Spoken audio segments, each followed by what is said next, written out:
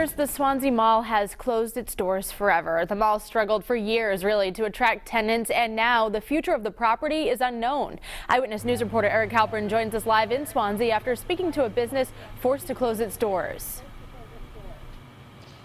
Kate, the cloudy, rainy day sort of fitting for the mood around here today, as about 30 minutes ago, the Swansea Mall, as it's been known for decades, closed its doors to customers for the final time. The parking lot mostly empty tonight, as some of the tenants inside are now figuring out what their next plans are. This is what it first was. As Kimberly Ferrara takes some of her final steps in what used to be Wiggle Kids, she's reminded about what the space looked like before opening roughly 7 years ago. It came a long way. She's the president of Wiggle Kids Inc., a nonprofit dedicated to inclusive fitness programming and activities for people of all abilities and ages. She says 160 adults came in weekly, along with hundreds of kids. Some of those kids left final notes of farewell on the wall. We kind of changed the way this mall looks at inclusion.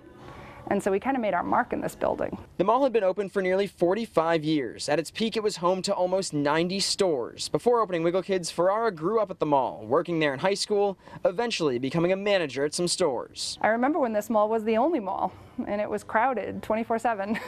But now it's on the auction block. As for Wiggle Kids, some programming will be done at a studio in Portsmouth, Rhode Island, and some classes will be held throughout the community as final future plans are pinned down. If we pigeon ourselves into one permanent location, that only solves the need in that little market. So we want to make this so that everybody can learn how to do what we did and spread it around the country.